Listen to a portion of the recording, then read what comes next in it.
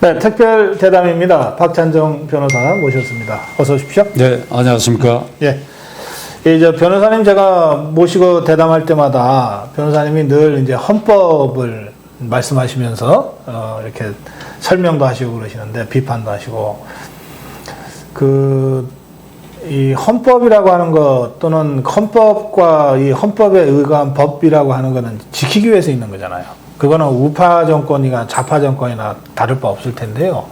권력이 정당성이 부족할 때는 원칙적으로 법을 집행을 잘 못하죠. 근데 최근 들어서 민노총이 각종 집회를 하고 심지어는 대검에서까지 경찰로부터 무슨 집회 허가를 받아서 대검에서 했다는 거예요. 검찰총장이 이 집회하는 사람들을 피해서 검찰청 후문으로 출근했다는 보도까지 오늘 제가 아침에 봤습니다. 그러면 법은 어디 있는 건가? 완전히 무너졌나? 갑자기 제가 걱정이 돼서 말이죠. 평생 이제 법률가로서도 쭉 평생 지내셨는데 지금의 이런 법치가 무너지고 있는 상황, 제가 좀 과장하는 건지 모르겠는데 어떻게 지금 보고 계십니까?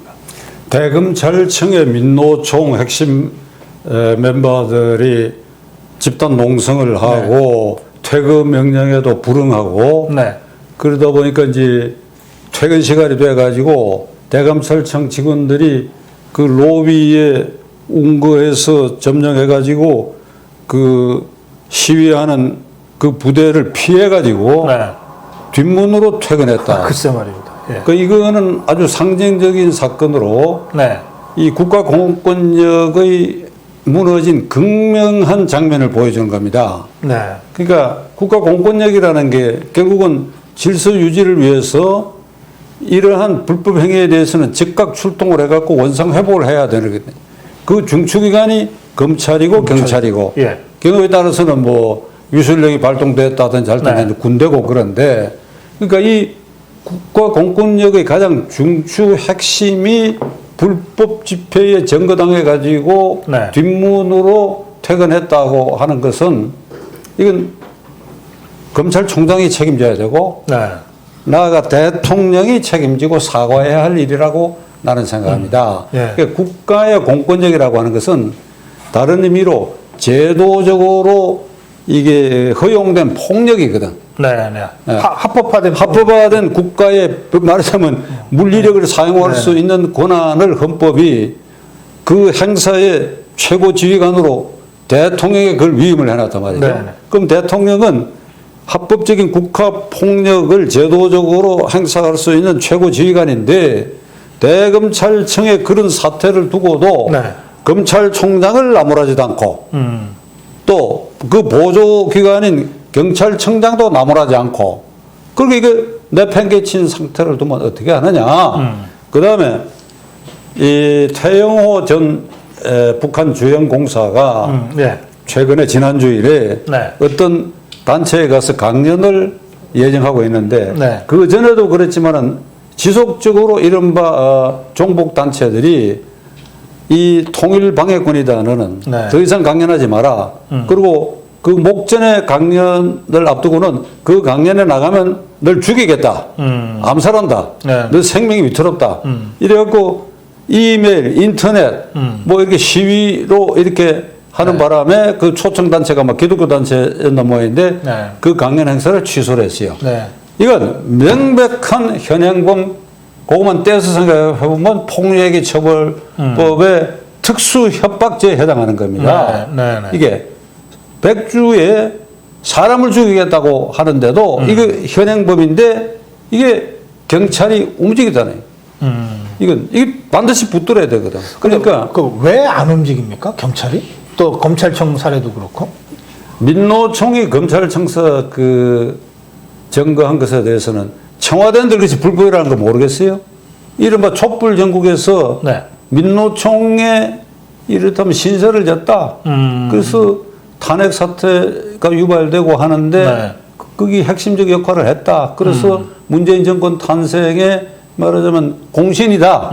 그 공신을 우리가 환불할 수 있겠냐. 이게 자각하고 있고 태영호 공사는 김정은을 의식하는 거죠. 그게.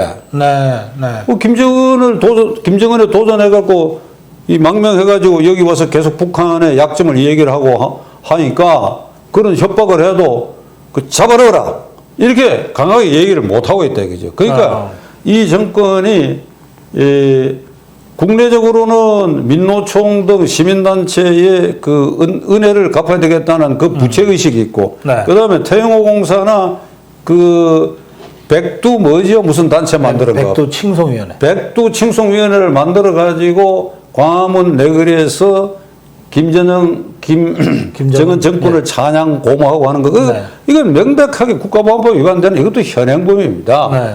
그러니까 백두 찬양 모임 그리고 태영호 공사 암살 협박범 이거는 문재인 대통령이 김정은을 의식해가지고 네. 우리 국내법에 위반되는 게 명백한데도 불구하고 이것을 뭉개고 그들도 보지 않고 이거 직무유기예요. 이렇게 되면 국민이 이 정권에 대해서 이 정권이 과연 우리의 생명 신체를 그 보장해 줄 수 있는가? 네. 큰 의미에서 이 체제를 제대로 지키겠느냐를 떠나서라도 네. 내가 불이익을 당하고 내가 협박을 당했을 때도 이 정권 아래서 이게 지켜지겠는가 하는 공권력에 대한 무기력감을 갖게 된다면 네. 결국 그것은 이 정권의 마이너스가 되고 이 정권 붕괴의 시작이라 난 감히 그렇게 얘기하고 싶어요. 이제 두 가지 사안이 좀 성격이 다른데, 이제 대검 경우에는 이제 상대가 민노총인데, 아까 이제 변호사님 말씀은 민노총은 정권을 잡는 과정에서 문재인 세력이 정권을 잡는 과정에서 민노총한테 신세를 많이 져서 일종의 공신이니까 그 공신을 어떻게 할 수 없어서 지금 밀리고 있다 이렇게 설명하셨잖아요. 그거는 뭐 이유는 그렇구나 하고 이해가 돼요. 두 번째, 그 태영호 공사에 대한 협박이라든지 또는 뭐 백두칭송위원회 같은 거 명백한 실적법 위반으로 보이는데도 손을 못 대고 있는 거는 김정은을 의식해서다 이러셨잖아요. 김정은을 왜 의식합니까? 김정은이 문재인 정권 들어서는데 뭐 민노총처럼 무슨 역할을 한 겁니까? 문재인 대통령이 취임 이후에 그 북핵 문제하고 관련된 대북 정책에 있어서는 이게 기본적으로 평양, 김정은의 입장에서 이른바 내재적 접근법으로 평양의 입장, 김정은의 입장에서 북핵 문제를 바라다보고 그 입장에서 대한민국 대통령을 바라다보는 그런 자세로 핵 문제를 다루고 있다 말이죠. 그러니까 미국이 생각이 다른 거구나. 미국이 계속 경고를 하는 것이 지난달에 브라파의 아셈과 이 G20 회의에 참석해서 제일 먼저 만난 국가 원수가 마크롱 프랑스 대통령인데 이게 제재를 완화함으로써 북한이 이쪽 서방을 믿고 핵 폐기 쪽으로 가는 것이다. 그러니까 제재 완화에 협력하자. 이랬더니 마크롱이 기자회견에서 세 차례 완전하고 검증 가능하며 되돌이 일으킬 수 없는 CVID 그 원칙을 지켜야 되고 나아가 거기다 하나 덧붙여가지고 북한의 인권 문제까지도 다뤄야 된다. 이래가 이거 완전히 면박을 당했거든요. 그런데도 계속 불어받아내면서 그랬고 아셈 총회의 성명에도 그게 고스란히 들어갔단 말이죠. 그래서 미국 언론들이 문재인 대통령은 김정은 대변자라는 소리까지 듣게 됐다 이게. 그러면 문 대통령이 왜 이렇게 하느냐? 왜 이렇게 하느냐? 이거는 이른바 종북 좌파 논리에 입각해가지고 우리 민족끼리니까 이게 미국도 어떻게 보면 제3자다 이게. 우리끼리 이 핵 문제를 해결해야 된다. 그리고 북한이 보유한 핵은 통일이 되면 이게 우리 민족의 핵이 되는 거 아니냐. 그리고 현재 북한의 핵은 남쪽을 겨냥한 것이 아니다. 라고 하는 이 논리 기반 위에서 김정은의 생각대로 지금 움직이고 있다. 이건 정말 큰일 날 일이 지금 계속 이렇게 되고 있는데 문 대통령 생각을 이게 바꾸게 할 수 있을 것인가는 너무 나가버렸어. 너무 나가기 때문에 제가 지금까지 한 것과는 달리 이게 되돌아와야 되겠습니다. 너무 나간 것 중 하나가 어제 그저께 청와대 대변인이 장사정포 뒤에 황해도에 그 저 삭감골. 핵심돼서 삭감골에 거기 십몇 기에 네. 그 기지가 있고 하는 그게 네. 이제 미국 언론에서 보도가 됐단 말이죠. 그렇습니다. 그랬더니 청와대 대변인이 말하기를 그건 이미 우리가 알고 있었다. 그리고 이것은 미국과 북한 사이의 협상의 대상이 안 된다. 네. 그러니까 중단거리 미사일이기 때문에 그렇다. 그래서 미국을 겨냥하는 것이 아니다. 그러니까 알아서 미국이 하면 문제를 삼으면 몰라도 이건 미국 사이에 문제가 되지 않는 것이고 우리는 알고 있었다. 이 국민이 얼마나 불안합니까? 네. 그 사거리가 500km 미만이고 그건 일본 서해안에 닿거나 우리 남한에 완전히 사정거리에 들어가는 거기에 수량 미상에 굉장히 많은 핵과 미사일이 거기에 장착 보관되어 있다. 그런데 이게 미국하고 관계고 우리하고는 관계없다. 네. 그리고 당장 것이 우리를 위협하는 것인데 이게 청와대 대변인의 그 말은 대통령의 생각인데 네. 그럼 우리 대통령께서는 이번에 9.19 그 군사 합의를 통해 가지고 휴전선 근처에 남쪽으로는 40km까지 비행기도 못 날게 하고 그 바로 뒤에 이런 어마어마한 단거리 미사일과 핵이 저장돼 있다 하는 거 이건 누구를 위한 것이냐 이게 누구를 겨냥한 것이냐 미국을 겨냥한 게 아니라니까. 그러니까 지금 세 차례 문재인 대통령이 김정은과의 회담을 하면서 지난번에 제가 한 말씀드린 기억이 있는 것 같은데 단 한 번도 당신 핵을 어떻게 할 것이냐 우리 쪽을 겨냥하고 있다고 볼 수밖에 없는 이 핵은 어떻게 할 것이냐 네. 중단거리 미사일에 대해서는 이 말을 한 번도 나는 해본 일이 없다고 생각한다고 말씀을 드릴 것 같은데 네, 그런 말씀. 그게 이번에 네. 어제 그저께 청와대 대변인이 이 삭감골 이 발표를 하면서 그건 확실했구나 지금까지. 아, 예. 그러면 남북 정상회담을 통해서 뭐를 요구를 했느냐 이게 뭐를 그 북한이 원하는 것만 받아 적어가지고 합의문에 발표를 했고 그리고 그것도 재정적 부담과 안보가 연결되어 있는 9.19 합의인데도 불구하고 예. 국회의 비준 동의 절차를 거치지 않고 국무에서 셀프 비준을 해가 이게 법적 효력을 갖게 만들어 놨단 말이에요. 네, 네. 물론 이거는 무효인 이 대통령 비준 행위지만은 네. 그 열이 이렇게까지 멀리 나가버렸기 때문에 되돌아올 수 없는 길을 이미 건널 수 없는 강을 나는 건너갔다고 봅니다. 그 평양 선언을 대통령이 비준해서 발효시킨 거 그거 무효라고 생각하십니까? 법적으로는 명백히 무효. 법적으로는 그게 효력이 생겨버린 거 아니에요? 무효를 다툴 수 있는 것은 지금은 뭐 헌법재판소, 네네. 그다음에 국회 결의 이런 걸 통해 갖고 무효로 선할 수밖에 없지요. 네. 근데 무효라고 주장하시는 이유가 무효죠. 그게 네. 그 합의 내용이 재정적 군사 안보에 관해서 네. 당연히 헌법에 규정되어 있는 비준에 있어서 국회의 동의를 필요로 하는 사항이 네. 그 두 가지가 들어가 그걸 있고 국회 동의 없이 그냥 대통령이 일방적으로 했으니까 비준에서 그건 무효다. 그건 원천 무효다 이게. 아하, 예. 원천 무효인데 원천 무효를 확인하는 방법은 헌법재판소가 있고 헌재에다가. 그다음에 국회 결의가 있다. 일단 정치적 선언으로 이건 무효다. 아하. 이게 선언을 해야죠 국회가. 그 더불어민주당이 그 지금 일당인데 그래서 그러니까 문제지 그게. 그러니까 나는 이게 그리고 헌법재판소는 또 믿을 수 있나요? 최근에 예. 그 문재인 대통령이 한 1년의 행정행위 중에는 네. 지금 9.19 남북 합의서를 이제 국회 동의 없이 비준했다 하는 거 위헌 행위를 했고 네. 네.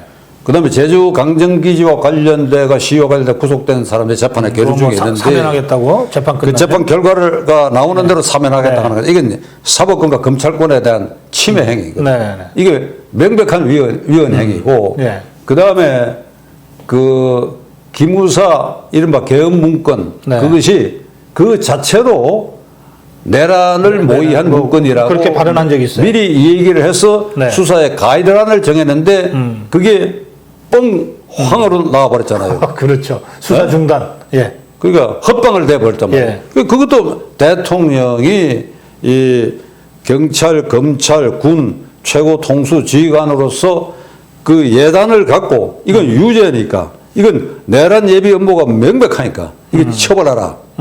이렇게 했으니까 지금 내 기억으로 추적해도 벌써 세 가지가 네. 명백한 이 위헌이고 아. 명백한 탄핵 사유에 해당하지요. 아, 그래요? 그러니까 이게 미국의 이 유사한 일이 그 중에 하나만 있어도 탄핵 발의가 됐을 것입니다. 근데 이게 우리 국회는 이게 3분의 2 이상이 돼야 되니까 불가능하지요. 네. 그러나 이걸 국민들이 이 부분을 분명히 꿰뚫어 봐야 돼. 탄핵 의결이야 3분의 2가 필요하지만 탄핵 발의는 할 수 있는 거거든요. 과반수. 그렇지. 그것도 과반수니까 깔랑깔랑하죠. 야권에서 이 문제에 대한 공감이 있으면 탄핵 발의까지는 갈 수 있는 그러니까 건데. 자유한국당하고 바른미래당 합해도 절반이 안 되거든. 네. 지금. 저 민주평화당도 민주평화당하고 그다음에 정의당하고 뭐 이게 다 합하면 반이 되는데 네, 네. 그 사람 안 할 거 아니에요.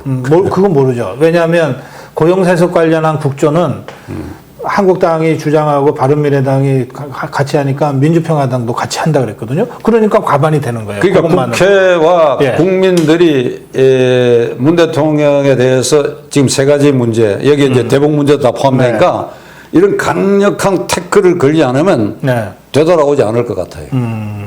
되돌아오지 않고 그냥 계속 고할 거예요. 이 국회 의석수 때문에 안 되는 것이지 지금 문 대통령이 한 최근의 행정행위만 놓고도 탄핵 사유가 충분하다 이렇게 지금 생각하시는 거군요. 예. 그러니까 의석수 문제는 박근혜 대통령도 불행한 탄핵을 당했지만은 네, 네. 그것도 처음 시작할 때는 그게 안 된다고 3분의 2가 그 현재 또는 과거에 박근혜 쪽에 기울었던 의원들이 네. 그게 3분의 2가 안 됐거든. 그렇습니다. 예. 그러니까 그 일부가 이제 이탈하고 돌아서서 그러니까 이게 촛불 탄핵이 된 시위가 거죠. 예. 강화됨으로써 그것이 그 물결을 타게 됐다 하는 이런 점이 있으니까.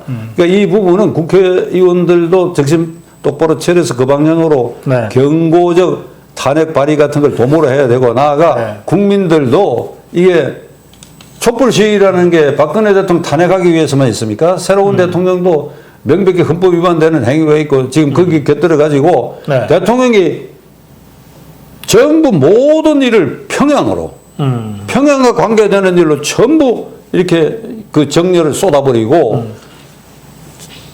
지난 주일에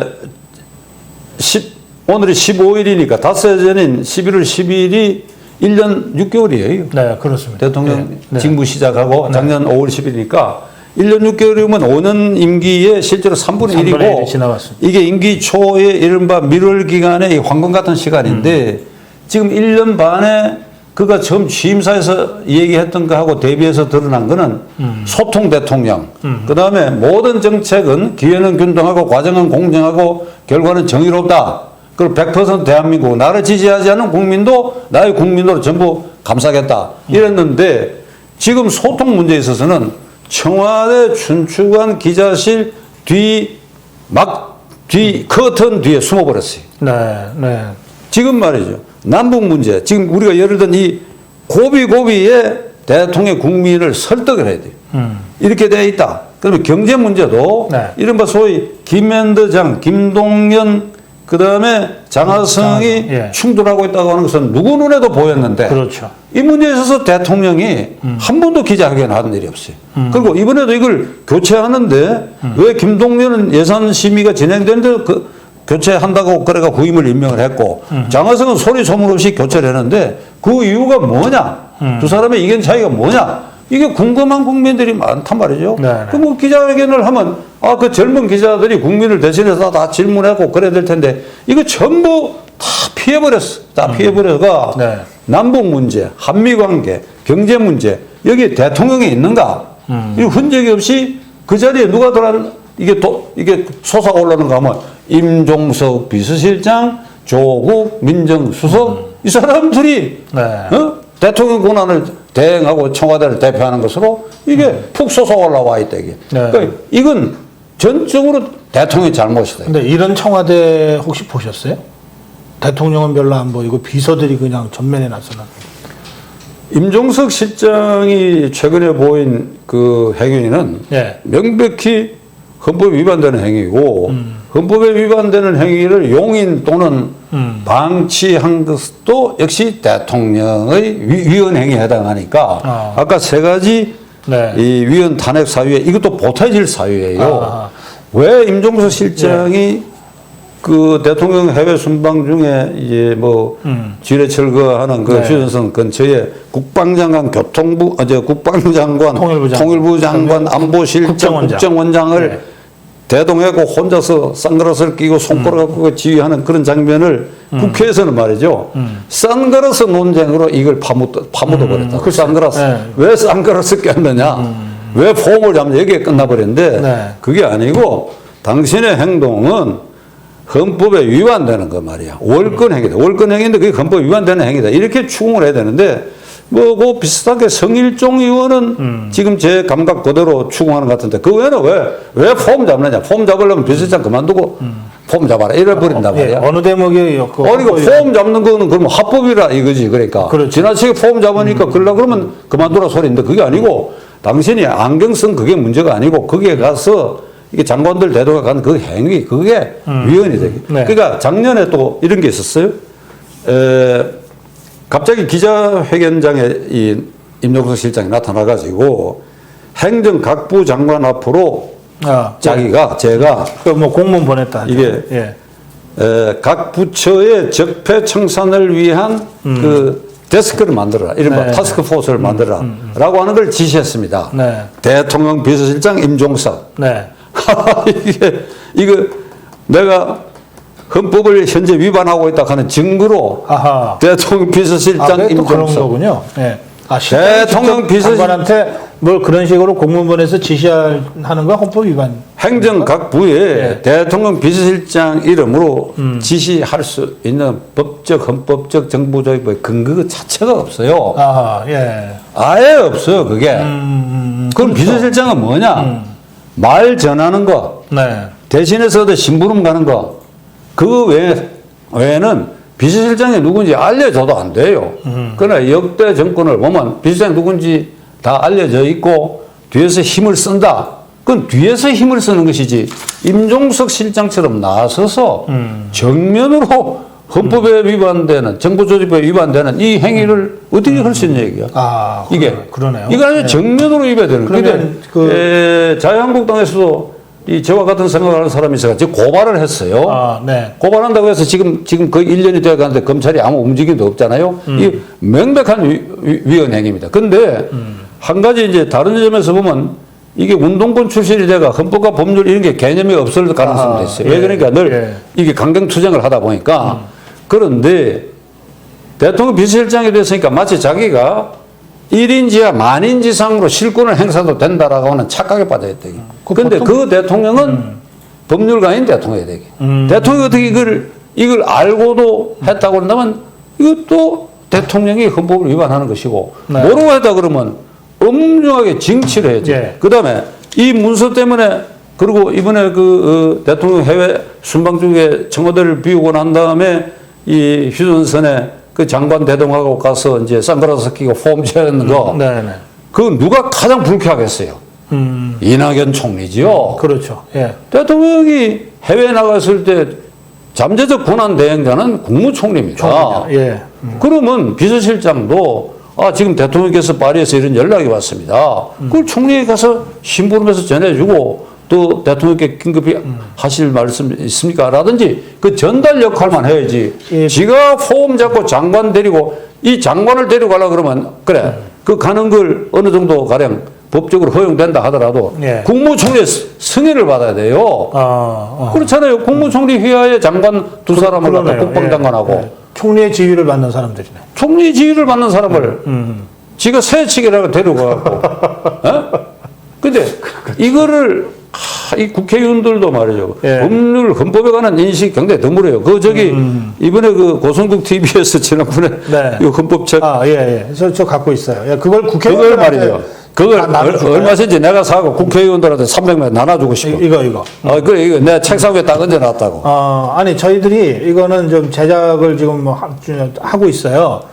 좀 많이 해가지고. 청와대 비서실장하고 수석 비서관들한테 하나씩 보내요. 아니 원래 우리 고성국 TV 시청자들께 드리려고 그랬는데 이거 저 국회의원들한테 먼저 줘야 되겠네. 헌법기관들한테.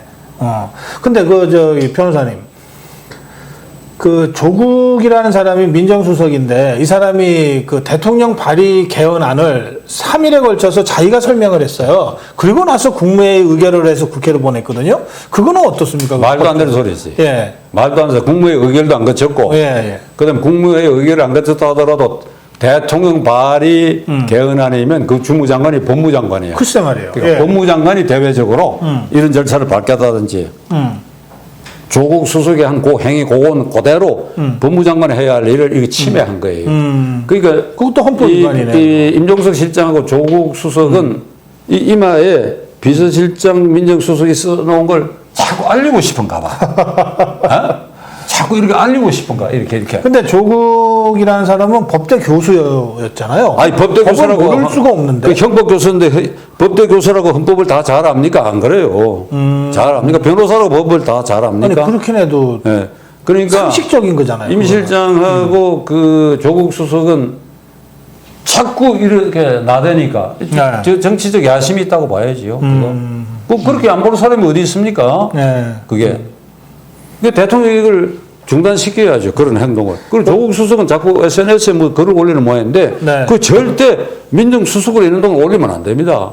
그게 결국 대통령 생각일 수도 있고 대통령 생각에 영향을 미치다 하는 걸 공개하는 꼴이 돼버리니 그거 네. 절대 해서는 안 되죠. 더구나 이 사람 글 중에는 그 현직 판사가 무슨 주장을 하니까 그것을 반박하는 글 같은 게 막 아니 그러니까 그게 예. 다 법에 위반되는 거예요. 법에 그게 위반되는 거. 다 위반돼.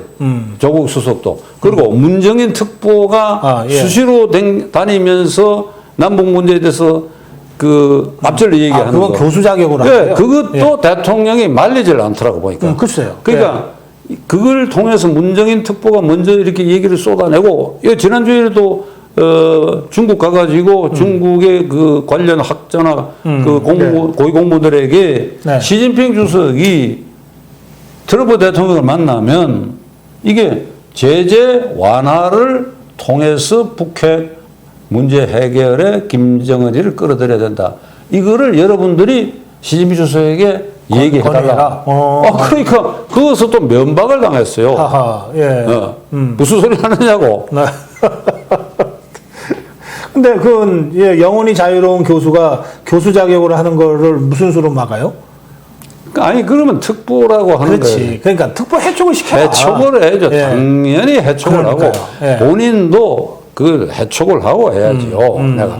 내가 무슨 월급을 받느냐, 뭐 떼돈을 받고 있느냐, 이런 소리 하면서 특보라는 걸 가지고 다니고 있으니까. 그 요새 해촉은 그냥 문자로도 다 해촉이 되더라고요. 트위트. 예, 그러니까 아니 저 대통령이 좀 얼굴 보고 그만하세요 얘기하기가 좀 해촉 절차가 어려워서 해촉 안 하는 것도 아닌 것 같고 미리 리트머스 시험지처럼 문정인으로 하여금 그렇게 앞서가는 얘기를 해서 반응을 보려고 하는 거 아닌가 싶어요. 글쎄 말이에요. 그 참 얄팍한 정치 아닙니까? 그런 식으로 하자는 거는 만약에 그렇다면 하여튼 저 문 대통령과 그 비서들이 지금 이 헌법 위반 사례를 자꾸 만들고 있어서 이게 다 탄핵 사유가 된다. 이제 이렇게 말씀하셨어요. 차곡차곡 예. 축적되고 있다고 생각한다면 네. 지금 1년 반 이 시점에서는 두려워하고 소름이 끼칠 일이야. 그렇다면 이걸 전부 반성 회고해야 할 시점이다. 알겠습니다. 그 저기 문자 해촉 얘기가 나와서 그 한국당이 지금 저 문자로 해촉시켰다가 비대위원장하고 저 조강특위 위원 했던 사람이 뭐 서로 막 폭로전을 한다 하고 막 그러고 있는데 그 어떻게 보세요? 눈 사이를 자유한국당 얘기가 예. 나오면 뭐 지난번에 예. 8월 달에 내가 비대위원장 일반 공모 추천에 오른 사람이 돼가지고 네, 네. 내가 그걸 원한 바도 아니고 그 얘기가 좀 그런데 네, 네. 지금 그 뭐 전원책 변호사가 조강특위 정권을 뭐 예. 위임받은 위원이 됐다가 이거 말이지 내가 농락당했다 그래가지고 그 반기를 드니까 이제 문자로 해촉했다. 그래가 이 뭐 소용돌이라 그럴까? 그 찻잔 속의 소용돌이지. 일반 국민에게 그게 무슨 소용돌이 되겠어요? 자기들끼리 네, 이러는데 네. 지금 자유한국당이 가장 문제되는 거는 예. 김병준 위원장이 이 내 말을 지금이라도 참고로 하실 필요가 있는 게 네. 저게 이름이 명칭이 비상쇄신 특별위원회일 겁니다. 예, 혁신 비상대책위원회. 아니, 그러니까 혁신 비상 대책위원회. 대책위원회. 예, 예. 그러니까 혁신 비상 아닙니까? 예, 예, 혁신하고 비상이다 이 말이에요. 그러면 이게 위원장을 맡은 순간에 이 자유한국당이 이게 탄핵 국면에서 헤어나지 못한 근본 원인이 뭐냐니까 자기 나름대로 판단을 했어야 돼. 네. 그 제가 보기에는 이 단계에서는 그 탄핵 사태의 그 여울에서 헤어나지 아직 못하고 있는데 그 근본 원인 책임을 추구를 한다면 박 대통령이 자신이 스스로 눈을 찌르는 공천 파동을 일으켰고 그렇게 해서 그 친박들이 그게 발을 맞춰 칼춤 추어가지고 과반수 이석이 확보되는 게 확실한데도 불구하고 미운 놈 쫓아내고 속아내라 그라 파동을 일으키는 바람에 과반수 미달이 됐고 거기서 쫓겨난 유승민 그다음에 김무성 정호영 이런 그룹의 사람들이 무소속 또는 어렵사리 피눈물을 흘리면서 제가 그렇게 쫓겨난 사람 무소속으로 나오는데 선거운동 많이 하고 다녔다고. 그게 전부 울어.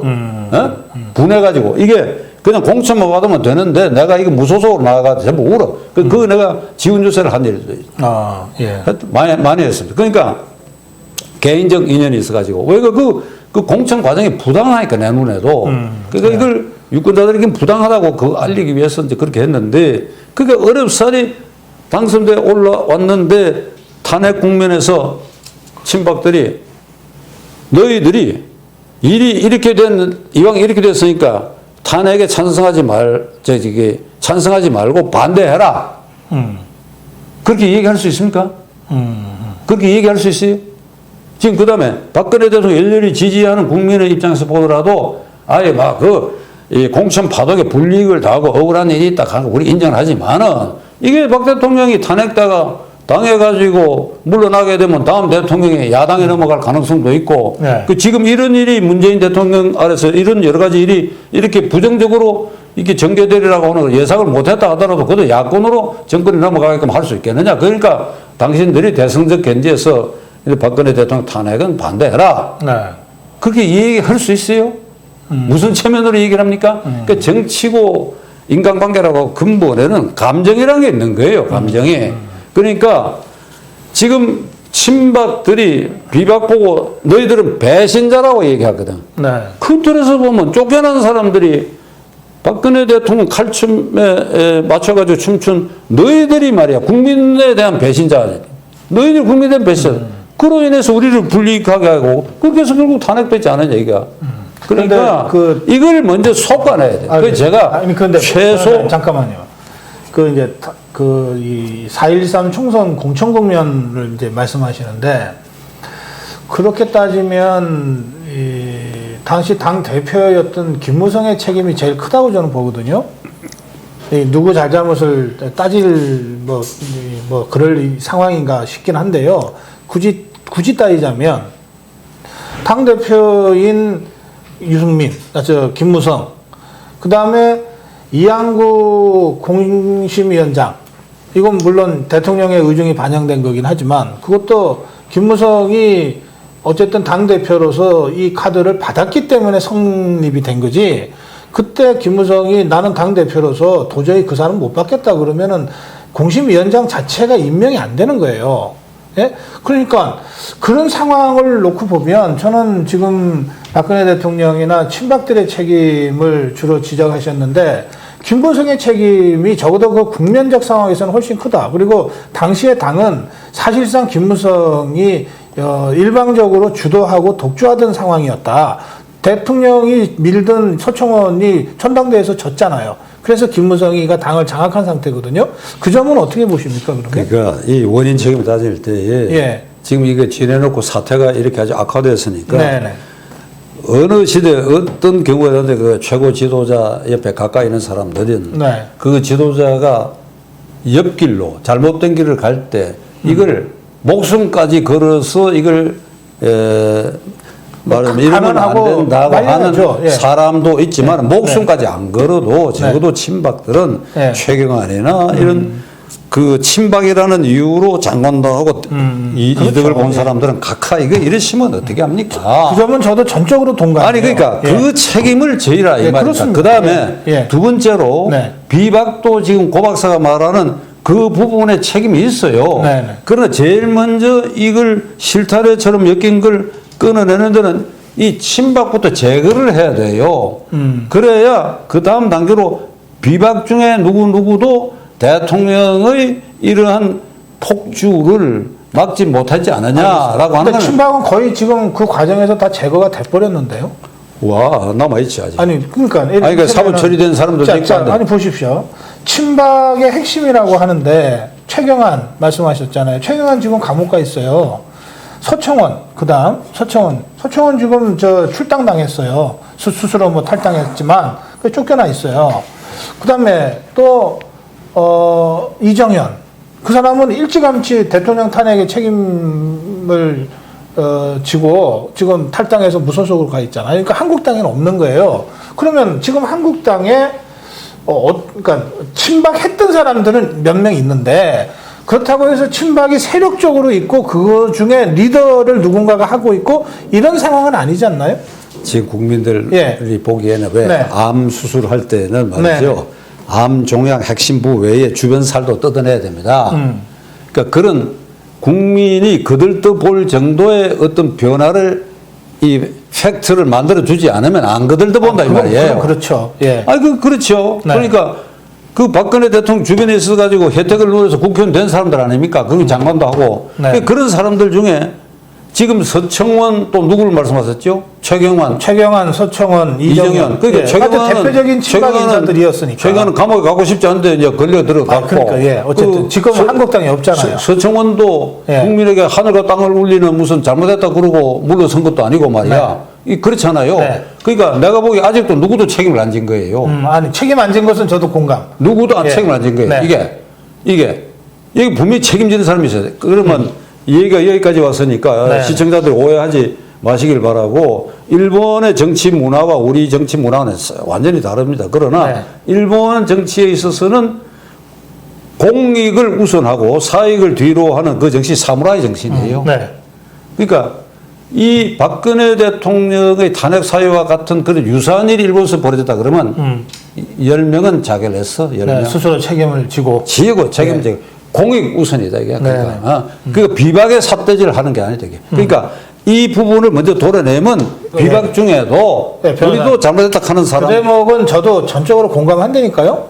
그래서 못난 친박들이다. 예? 제가 그렇게 얘기하는 거예요. 그리고 친박은 앞으로도 대통령을 결과적으로 지키지 못한 데 대한 무한 책임을 져야 되고 그 책임을 행동으로 보여준 사람은 지금껏 제대로 없었다. 그거 제가 공감한다니까요. 자, 그럼 그거고, 그리고 실제로는 지금 한국당엔 그래서 친박이 세력적으로 존재하지 않아요. 다 지리멸렬해서 자기 살 길 찾아갔는데 무슨 놈의 친박이 있냐, 지금. 그런데 당시 상황에 친박만큼이나 책임이 있었던 김무성, 이들은 집단적으로 행동해서 바른당을 만들고 또 집단적으로 홍준표를 이용해서 들어와 가지고 지금 당을 장악하고 있고 그리고 그 집단적인 리더십에 의해서 움직이고 있다. 세력적으로.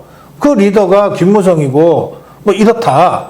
그러니까 이 부분이 지금 한국당에 있어서는 훨씬 더 큰 문제다. 저는 그렇게 인식하는 거죠. 1단계 책임, 2단계 책임 예. 분할을 해가지고 네네. 그게 안 되면 어떤 결과가 오는가 하면 85년 12대 선거 때의 의용야당 민한당이 네. 그러니까 DJYS가 이끌던 민추협이 만든 신민당에 붕괴하듯이 그렇습니다. 소멸할 겁니다. 저도 그렇게 생각합니다. 그러니까 네. 너무 애타게 생각하실 필요 없어요. 아니 그래서 지금 이 얘기가 애타게 생각하실 필요 없고 김병준 전원책 얘기를 하다 여기 왔는데 저는 김병준 비대위도 이 복당파가 자신들의 당권을 이 연장하기 위한 꼼수로 김병준을 영입했고 그래서 박찬정 변호사를 영입 안 한 거예요. 박찬정 변호사님 그 복당파 시키는 대로 하겠어요? 그러니까 자기들이 다루기 어려운 사람이니까 변호사님 뺀 거예요. 이게 책임질 사람 1단계 책임지고 네. 2단계 책임 그러고 뭘 쇄신해야 되는가 하면 공천 제도입니다. 아, 그렇습니다. 내가 누누이 얘기하는 중앙 집권적 당 대표 체제 해체. 네. 그 헌법 8조 위반되는 일이니까 현재 이게 민주당이나 자유한국당이나 바른미래당이나 이게 이 중앙당 체제가 전부 헌법 위반되는 거예요. 그러니까 네. 미국식으로 완전히 전환하고 공천을 하방해 버려. 그게 무슨 뭐 새로운 그게 뭐 개파가 생길 수 있겠어요. 네. 이렇게 하면서 1단계 책임질 사람 1차적 책임, 2차적 책임 이렇게 해야 이 당이 쇄신이 되는 것이지. 이게 우물쭈물 시간만 가고 네. 이게 지리멸렬할 수밖에 없다. 그대로 내버려 둡시다. 네, 내버려 두자고요. 알겠습니다. 그냥 내버려 두면 안 될 것 같은데. 이게 사실은 썩어 문드러져서 그냥 터져주면 좋겠는데, 그러면 내버려 두자도 돼요. 그러면 왜 이제, 우리 이제 옛날에 보면 이제 아주 현명하신 이제 경험이 많으신 의사 선생님은 이제 이게 뭐 뼈두락지나 뭐 이런 게 나서 아파서 가면 그냥 한 2-3일 있다가 오라 그러시잖아요. 터질 때까지 기다렸다가 싹 하잖아요. 한국당을 그냥 내버려둬서 자기들이 알아서 그냥 터져버려가지고 이제 수습만 남았다. 그 길로 가는 것 같아. 그 길로 가는 것 같아. 그 길로 가는 것 같습니까? 가는 것 같으니까 때리는 사람들이 밑에서 준비를 해야지. 알겠습니다. 저거 제거해버리고. 알겠습니다. 예. 제가 오랜만에 박찬일 변호사하고 논쟁적 토론을 했네요. 그런데 토론의 결론은 분명한 것 같습니다. 이대로는 안 된다. 그리고 친박이든 반박이든 그들이 지난 2년 동안 정치 과정에서 보여줬던 이 행동에 대한 응당의 책임은 어떤 형태로든 져야 된다. 그리고 한국당이 완전히 골마 터져서 정말 이 새로운 어떤 이 창조를 위한 이런 어떤 고통스러운 과정을 통해서 거듭나지 않으면 우리 보수 우파한테는 희망이 없다. 예, 나 문 대통령에게 이대로는 안 된다 뿐 아니라 네. 이게 대통령이 있느냐? 예. 이렇게 나는 되묻고 싶어요. 그러니까 작년 5월 10일 날 취임사 네. 그걸 보면 완전하게 만들어놨어. 100% 내가 국민의 지도자로 포용하고 소통하고 그리고 아까도 얘기했지만은 기회는 균등하고 과정 공정하고 결과는 이게 정의롭게 하겠다고 일어나 놓고 경제 문제고 인사고 여기에 그 처음 공약한 것에 대해서 하나도 제대로 이가 맞게 된 부분이 없고 대북 정책도 김정은 입장에서 이렇게 하고 그 다음에 공권력을 말이야 무력화시키는 사태가 백주 서울 대검찰청에서 벌어지고 있는데도 이게 손을 안 대고 이게 나라냐 이게 나라 이게 대통령이 있는 나라냐 이 말이야. 그리고 북핵 문제를 왜 김정은의 입장에서 내재적 접근법으로 말이지 우리 민족끼리라는 이유로 우리 민족끼리 좋은데 북한의 김정은, 김일성, 김정일, 김정은 이 세습 3자의 주변에서 그 기득권을 구축해갖고 그 잘 먹고 잘 사는 그 소수와 절대 다수 폭력과 공포에 시달리고 있는 이 국민을 분열해가지고 그 밑에 국민하고 우리가 민족끼리지 김정은 일파하고 문재인 정권하고 만나서 좋게 웃고 뭐 냉면 먹다가 목에 걸려나는 이런 소리 듣고 그게 우리 민족끼리가 아니다 이거야. 그러니까. 당연하죠. 예. 그러니까 그거를 인식했을 때 과연 대통령이 계신가? 이 질문을 제기할 수밖에 없다. 예. 그래요. 이제 좌파가 박근혜 대통령 끌어내릴 때 선동으로 했던 말이 이제 이게 나라냐였잖아요. 이제 그 말을 1년 반 후에 문재인 정권과 문 대통령한테 다시 지금 물어야 될 때가 됐다. 이게 과연 나라냐? 대통령은 과연 있는가? 알겠습니다. 네, 오늘 뭐 많은 생각거리를 좀 던져주신 것 같고요. 네, 마무리해야 되겠는데 한 말씀 하실래요?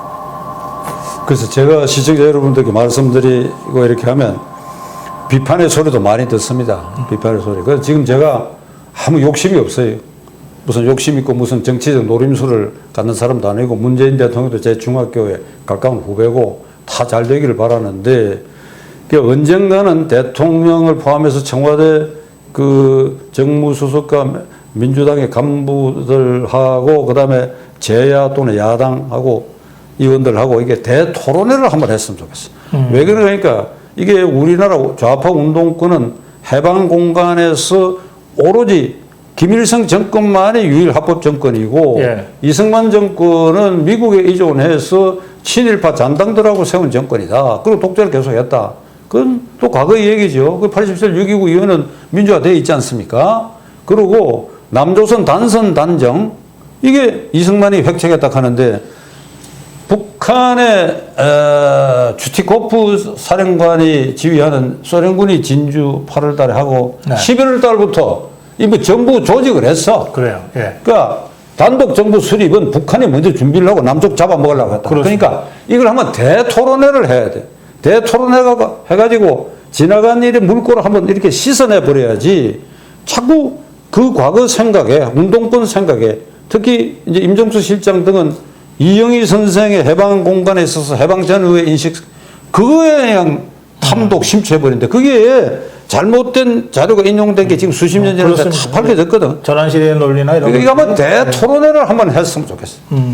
네. 아, 그 토론의 사회를 또 제가 봐야 되나요? 저는 좋습니다. 정말 이 대한민국이 나아가야 될 방향 그리고 대한민국의 70년의 현대사를 사실에 입각해서 다시 재정립하고 복원하는 이런 일들은 정말 우파가 꼭 해야 된다고 생각하는 일들이거든요. 예, 오늘 그런 말씀까지 여러 가지 좀 생각하게 하는 그런 대담이었길 바랍니다. 오늘 변호사 박찬정 변호사의 특별 대담은 여기서 마무리하겠습니다. 고맙습니다. 네, 감사합니다.